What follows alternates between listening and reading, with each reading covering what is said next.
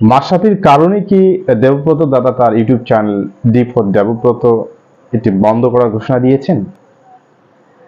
সেরকমটা আমাদের জানা নেই, তবে সেরকমটা হলে অত্যন্ত দুঃখজনক হবে। আমরা জানি ডি ফর দেবব্রত নামে একটি ইউটিউব চ্যানেল বেশ কিছুদিন ধরে 2 থেকে 2.5 মাস ধরে উনি ইউটিউবে ক্রিয়া বিষয়ক আলোচনা করে থাকেন এবং মোটামুটি একটা জায়গা করে নিয়েছেন। আর এটা অনুমান করাই যাচ্ছে তার ইউটিউব চ্যানেল কিছুদিন পর খুব বড় হতো। বড় হতো বললাম কেন, উনি ইতিমধ্যে ঘোষণা দিয়েছেন আজ বিকেলের মধ্যে ওনার ইউটিউব চ্যানেলটা উনি ডিসেবল করে দেবেন। কারণটা কি? আমরা জানি চলমান এই ছাত্র আন্দোলনের প্রেক্ষিতে বাংলাদেশে অনেক পরিবর্তন এসেছে। পরিবর্তনের ছোঁয়ায় মাশরাফি এবং সাকিবকে নিয়ে অতিরিক্ত সমালোচনা হচ্ছে। যদিও সাকিব আগে থেকেই সমালোচিত ছিল, কিন্তু মাশরাফি নতুন করে যোগ হয়েছে ছাত্র আন্দোলনের পক্ষে কথা না বলার কারণে। গত 2 দিন আগে মাশরাফির বিপক্ষে একটা কন্টেন্ট তৈরি করেছিলেন দেবব্রত। আমরা জানি দেবব্রত মাশরাফির জীবনী নিয়ে একটা বই লিখেছিলেন 2013 সালে, এবং ইনি গত 20 বছর থেকে ক্রীড়াঙ্গনে সাংবাদিকতা করেন। মাশরাফির খুবই ঘনিষ্ঠজন। যে ইউটিউবের ওই আলোচনায় মাশরাফির দিকে যে প্রশ্নগুলো দেবব্রত দাদা করেছিলেন মোটামুটি সবই ছিল যৌক্তিক, তার ব্যাখ্যায় যৌক্তিক, এবং কিছু কিছু ক্ষেত্রে সেটা সঠিক মনে হয়েছে। আমরা ঠিক জানি না তার বিশ্লেষণটা, কখনো কখনো মনে হয়েছে যে সঠিক, কিন্তু আমরা মাশরাফিকে ভালোবাসি, এটাও সঠিক। মাশরাফি যতটা না রাজনীতিবিদ, তার চেয়েও বেশি ক্রিকেটার আমাদের যারা ক্রীড়াপ্রেমী মানুষ রয়েছে তাদের জন্য। দেবব্রত দাদা খুব কয়টা বাস্তবিক কঠিন প্রশ্ন করেন মাশরাফিকে, এবং এটা কর্কশ ভাবে, যেটা মাশরাফি অথবা মাশরাফি ফ্যানদের পক্ষে এটা মেনে নেওয়াটা সম্ভব না।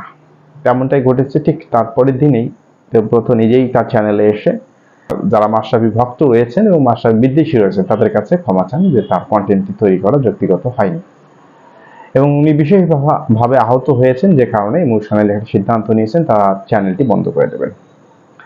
এ বিষয়ে মাশরাফি কতটুকু জড়িত আমি জানি না, মাশরাফির পক্ষে এটা কাজ করা কি সম্ভব কিনা আমি জানি না, তবে মাশরাফির কেউ না কেউ কোনো ভক্ত তাকে অবশ্যই আঘাত দিয়েছে, হৃদয়ে আঘাত দিয়েছে, যে কারণে উনি ইমোশনালি চ্যানেলটি বন্ধ করার ঘোষণা দিয়েছেন। যদিও সিদ্ধান্ত তার ব্যক্তিগত, তবে আমি মনে করি আমি একজন ক্ষুদ্র ইউটিউবার এবং ক্রিকেট বিশ্লেষক হিসেবে আমি বলতে পারি, যে ধরনের কন্টেন্ট তৈরি হচ্ছে এবং যত ইউটিউবার রয়েছে বাংলাদেশে অনেকেই খুবই জনপ্রিয়, তার মধ্যে অনেক ভিন্ন ধাঁচের গল্প বলেন। যতটা না বিশ্লেষণ, তার চেয়ে তার গল্প কথন, তার কথনে এত মাধুর্য এবং এত ভালো লাগা কাজ করে যে যেহেতু এই ইউটিউব চ্যানেল যদি একবার দেখেন, সে আমার মনে হয় যে 90% লোকেই ফলো করেন। 100 জন লোক যদি ইউটিউব চ্যানেলটি একবার দেখেন, 90% লোক ফলো করতে বাধ্য হবেন। তার এমন কথার মধু রয়েছে, জাদু রয়েছে। ক্রীড়াঙ্গনে এ ধরনের ইউটিউব চ্যানেল, বিশ্লেষণধর্মী চ্যানেল প্রয়োজন রয়েছে। আমি মনে করি একটা ভিন্নধর্মী চ্যানেল উনি তৈরি করেছেন। সুতরাং তাকে ব্যক্তিগতভাবে অনুরোধ করব আপনি থেকে যান, এবং মাশরাফির পক্ষে যেহেতু মাশরাফি নিজেই হুমকি বা এই ধরনের শাসনমূলক কথা আপনাকে বলেনি, আমার বিশ্বাস কারো কথায় পরিচিত হয়ে আপনার ইউটিউব চ্যানেলটা বন্ধ করা ঠিক হবে না। আপনার জন্য সেটা আমি বলতেছি না, তবে যারা শ্রোতা রয়েছেন তাদের ভালো জিনিস শোনার অধিকার রয়েছে, এবং আপনি যে কন্টেন্টগুলো তৈরি করেন যথেষ্ট উচ্চমানের কন্টেন্ট।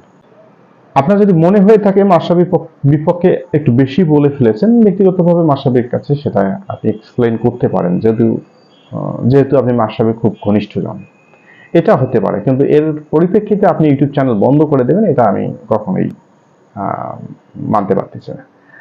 তো আমি এবং ক্রিকেট প্রেমী দর্শকদের পক্ষ থেকে আপনাকে অনুরোধ করবো আপনি ইউটিউব চ্যানেলটা বন্ধ করে দিয়েন না, এবং মাশরাফি যদি আপনাকে হুমকি না দিয়ে থাকে ব্যক্তিগতভাবে, তাহলে এটা কোনো কারণেই থাকে না আপনার ইউটিউব চ্যানেলটা বন্ধ করার। আপনাকে শোনার অধিকার সবারই রয়েছে, এবং আপনার বলার অধিকার আপনার রয়েছে। মাশরাফি যেহেতু বলেনি আমার বিশ্বাস, সেহেতু আপনার সিদ্ধান্তটা পাল্টানো উচিত। আর মাশরাফিকে অনুরোধ করব, যদি আপনি কিছু বলে থাকেন আপনি প্লিজ দেবব্রত দাদাকে আপনি তার ইউটিউব চ্যানেলটা কন্টিনিউ করার কথা বলেন, আর যদি না বলে থাকেন তারপরেও আপনি এ ব্যাপারে একটা হস্তক্ষেপ করুন। অ্যাটলিস্ট ক্রীড়াঙ্গনে এই সময় এসে তার চ্যানেলটা প্রয়োজন রয়েছে, এবং চ্যানেলটা চালু রাখতে তাকে একটু সহযোগিতা করুন এবং মানসিকভাবে সাপোর্ট দিন। আমার বিশ্বাস আপনার কানে যদি এই আমার চ্যানেল অথবা দেবব্রত দাদার কথাটা চলে যায়, আপনি একটা পদক্ষেপ নেবেন, এটা আমরা বিশ্বাস করি। তো ধন্যবাদ সবাইকে, এবং মাশরাফিকে আমি আবারও ধন্যবাদ দেব যে উনি অ্যাটলিস্ট স্বীকার করেছেন যে তার ছাত্র আন্দোলনের প্রতি তার যে ভূমিকা ছিল এটা উনি একদম নিজে থেকেই স্বীকার করে নিয়েছেন উনি ব্যর্থ। এর চেয়ে এত কিছু হয় না। এবং মাশরাফি পরবর্তী দিনের বাংলাদেশে সবসময় পজিটিভ কিছুর সঙ্গে থাকবেন, কারণ মানুষ এগুলো প্রত্যাশা করে।